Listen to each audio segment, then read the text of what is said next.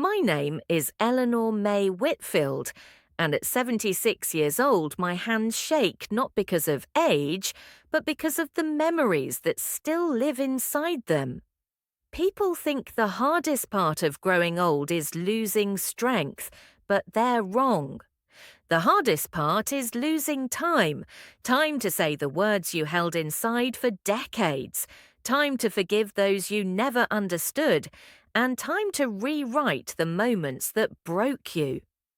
I was born in 1949 in a small southern town where the sun was warm, but the people were cold if you didn't fit the mold. My mother was a quiet woman, and quiet women in those days carried entire storms behind their lips. She raised me alone after my father left, though left is the polite word. He disappeared like someone erases a line they regret drawing. We lived in a narrow wooden house that creaked whenever the wind blew, like it was complaining about being alive. My mother kept the curtains shut most days, not because she hated sunlight, but because she hated being seen. I think something inside her had broken long before I arrived, and she spent the rest of her life trying to hold the pieces together with silence. When I was 9, I came home from school and found her sitting at the kitchen table, staring at a cup of tea that had long gone cold. The kettle was still whistling. I touched her shoulder and she didn't move. For a moment, I thought she was gone. But then she blinked slowly and whispered, "You're all I've got, Ellie." I didn't understand then why she said it like an apology. Growing up, I learned to fear the sound of men's footsteps. You didn't dare breathe wrong around certain kinds of men in our town. When my uncle, my mother's brother, moved in for a little while, I didn't understand the change in my mother. She hovered over me like I was a candle that might burn the house down. I didn't know what she was protecting me from until years later, but even then, I felt the tension. The walls felt it. The silence felt it. That silence became a part of me.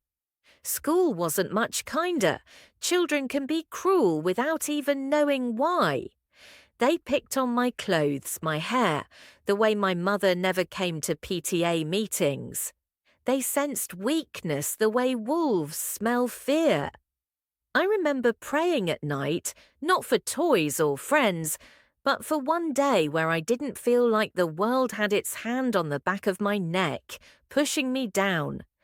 But life has a strange way of balancing darkness with just enough light to keep us alive. And for me, that light was a teacher named Mrs. Waverley. She had silver hair pulled tight into a bun and eyes sharper than any pain I'd known. She once told me, "Eleanor, you carry your sadness like a soldier carries armor, heavy but purposeful." No one had ever seen me before, not like that. She taught me how to write. She said words were a place to hide until you learned how to fight. And so I wrote stories, secrets, things I didn't dare say out loud. Writing became the only space where I could breathe. Looking back now, 76 years into this life, I realized that childhood wasn't just the beginning of my story. It was the blueprint. Every wound that came after grew from roots planted in those early years. And trust me, child, there were many wounds yet to come. If you think the beginning of my story is heavy, wait until you hear the moment my life truly shattered. By the time I turned 17, I had learned how to make myself small. Small enough to avoid trouble, small enough to survive. But life does a cruel thing when you get good at shrinking. It sends you people who take advantage of it. His name was Robert Hammond. He walked into my life with the confidence of a man who never had to work for affection. Tall, dark hair, A smile that made the older women in town melt like butter left out in July. I'd seen him around school, though he was 2 grades above me. He wasn't someone girls like me expected attention from. But one afternoon, as I was leaving the library, he stopped me with an easy, practiced charm. "You're Eleanor, right? You write those stories Mrs. Waverley always talks about." I remember feeling my cheeks get hot. I guess. He smiled the kind of smile that makes a girl mistake danger for destiny. "You're interesting. Most people here aren't." No one had ever called me interesting before. That was all it took. We began talking after school. He'd walk me home sometimes, his hands in his pockets, whistling like he didn't have a worry in the world. He made me feel seen, and when your childhood is built on invisibility, being seen feels like salvation. I didn't notice the small warning signs. The way he asked too many questions about where I was going. The way his smile tightened whenever I spoke to other boys. The way he'd turn cold if I didn't answer him fast enough. Back then, I thought jealousy meant love. Back then, I also thought love meant sacrifice. My mother didn't like him, though she never said why. But mothers know things daughters don't. One night, after Robert had walked me home, she pulled me aside. "Ellie, men like him. They only know how to love themselves. Be careful." I told her she didn't understand. I told her she never wanted me to be happy. Looking back, that was one of the deepest cuts I ever gave her, and I didn't even know it. Months passed, and the more time I spent with Robert, the more I felt like a candle burning at both ends. He wanted all my time, all my attention, all my thoughts. And when he didn't get them, he'd punish me with silence. The same weapon my mother used, but colder. The first time he grabbed my wrist hard enough to leave a bruise, he apologized so dramatically I ended up comforting him.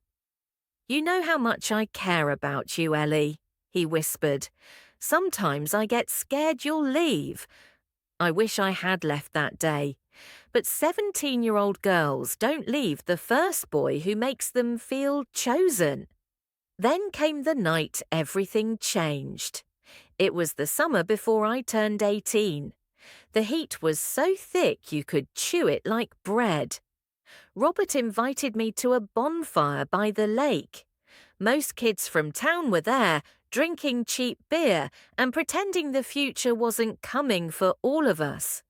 I'd barely taken a sip when Robert pulled me aside, his voice low and tense. "Why were you laughing with Mark earlier?" "I wasn't. He just told a joke." "That's not what it looked like." Before I could answer, he grabbed my arm, harder than ever before. The world around us kept laughing, kept dancing, oblivious to the moment my innocence began to crack. I pulled away, shaking. "Robert, stop! You're hurting me." He stared at me with something wild in his eyes, something unhinged, something that told me I didn't know this man at all. "You're mine, Eleanor. Don't forget that." That night, as I walked home alone under the dim streetlights, I felt something cold settle into my bones, a realization I couldn't escape. This wasn't love. This was possession dressed as affection, and it was only the beginning of the pain he would bring into my life. If you think this was the worst he did, child, wait until you hear what happened the day he took something from me I could never get back. There are some memories a woman keeps tucked away in the darkest corners of her mind, locked behind doors she never intends to open again. But age has a way of turning keys you thought you threw away. And at 76, I've learned that telling the truth doesn't just free you, it frees every version of you that ever stayed silent. The night it happened was colder than a summer night had any right to be. The air smelled like wet dirt and pine, and the sky was so clear the stars looked like they were eavesdropping. I had gone to the lake again, against my better judgment, against my mother's warnings, against the tremor of fear I tried to convince myself was just nerves. Robert had sent a note through a friend telling me he needed to talk.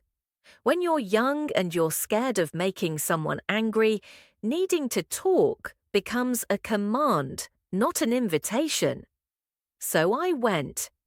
He was already there when I arrived, pacing along the edge of the water, hands clenched in fists. A single lantern sat on a rock, casting shaky shadows across his face. Shadows that made him look older, meaner. Not like the boy who once made me blush, like a man carved out of disappointment and control. "You're late," he snapped the moment he saw me. I had chores," I whispered. "Your mother keeping you prisoner again?" The bitterness in his voice made my stomach twist. My mother wasn't the jailer he imagined. She was just a woman who'd seen too much of the world's cruelty and wanted to spare me from it. But I was too naive then to understand. Robert stepped closer, and I instinctively stepped back. His eyes narrowed. "What? You scared of me now?" His words stung because they were true. I was scared. But I shook my head, desperate not to provoke him. "No, I'm not scared. I just don't like when you get angry." He laughed, a humorless, hollow sound. "Oh, sweetheart, you haven't seen me angry." Before I could react, he grabbed my shoulders and pulled me toward him. His fingers dug into my skin, and I could smell the alcohol on his breath. He wasn't drunk, not fully, but he was just intoxicated enough to forget restraint. "I see the way boys look at you," he hissed, "especially Mark. Think I don't notice? It's not true." He shoved me back, and I stumbled onto the dirt. The shock of it stole my words. I looked up at him, my heart pounding against my ribs like it was trying to escape. His silhouette towered over me, blotting out the lantern's shaky glow. "You're mine," he repeated, "and I'll make sure you remember that." What happened next is something I spent years refusing to name, years pretending it wasn't what it was, years convincing myself it wasn't as violent as the nightmares insisted. But the truth is simple, even if it's ugly. He took what I wasn't ready to give. He took it with force. He took it with anger. And when he was done, he left me on the cold ground, sobbing so quietly even the night didn't hear me. I don't remember how long I lay there. Time lost its shape. Everything felt blurry, muffled, distant, like I was watching a film of someone else's tragedy. My body felt foreign. My thoughts were shards of glass. Eventually, I stood. I walked home barefoot, holding my torn shoes in my hands because the straps had snapped when I tried to push him away. I remember passing porch lights, windows glowing softly, families laughing inside. Life continued, indifferent to the carnage inside me. When I reached home, my mother was sitting on the front steps. She must have been waiting. When she saw me, saw my ripped dress, my trembling hands, my swollen eyes. She didn't ask questions. She just wrapped her arms around me. And for the first time in years, she cried. Not the quiet tears of someone who's used to sorrow, but the guttural sobs of a mother who realizes she failed to protect the one thing she loved more than anything. That night, I learned silence doesn't just protect you, it buries you. I told no one what happened. Not the police, not the school, not even my closest friend. Only my mother ever knew. And even she didn't know everything. But child, The worst part wasn't the violence itself, it was what came after. The consequences that swallowed the next chapter of my life whole. After that night by the lake, my world didn't end all at once. It ended slowly, like a candle burning down to its final inch, flicker by flicker. For weeks, I moved through life like a shadow, wearing a girl's body. I avoided mirrors because I didn't want to see the ghost staring back. I avoided people because every voice sounded too loud. I avoided Robert because I was terrified he'd decide he wanted something else from me. Terrified he'd decide I wasn't worth keeping. My mother tried to reach me, but trauma builds walls faster than love can tear them down. She'd knock on my bedroom door softly at night. "Ellie, are you awake?" Sometimes I pretended to be asleep. Sometimes I truly was. Exhaustion was my only escape, but my body refused to forget. My mind refused to heal. And then the consequences arrived. I was late, not late to school, not late to chores. Late in the way that makes a girl's blood turn to ice. 3 weeks, then 4, then 5. The fear inside me grew until it filled every breath. I tried convincing myself it was stress, trauma, shock. But deep down, a part of me already knew the truth. One morning, I stood in front of the bathroom mirror, hands pressed to the sink, fighting the dizziness that had become my new companion. My mother's voice came from behind me, quiet but firm. "Eleanor, how long has it been?" Her eyes were sad, not surprised. Sad in a way that told me she had been waiting for this moment. Mothers always know, especially mothers who've lived their own nightmares. I burst into tears without answering. And she held me. She held me the way she didn't know how to hold herself when she was young. She didn't scold me. She didn't ask why I hadn't been more careful. She didn't ask for details. She simply said, "We'll figure it out. You're not alone." But the truth was, I felt more alone than ever. We didn't have money for a doctor, but we didn't need one. My mother had seen enough women through enough crises to recognize the signs. When the sickness grew worse, she placed a trembling hand on my cheek. "It's real," she whispered. "We can't pretend anymore." I cried until my lungs hurt. Not because I didn't want the baby, how could I know what I wanted? But because the child inside me wasn't conceived through love. It was conceived through violence, and I didn't know how to reconcile that. When word got out, because secrets in small towns don't stay secret long, the whispers started. Girls who once mocked me for my clothes now mocked me for my reputation. Boys who never looked at me suddenly found reasons to sneer. She probably begged for it. She's always been odd. I heard she's lying to trap Robert into marrying her. Marrying him. The thought alone made me shake. My mother shielded me as best she could, but gossip spreads like wildfire when you're the match people have been waiting to strike.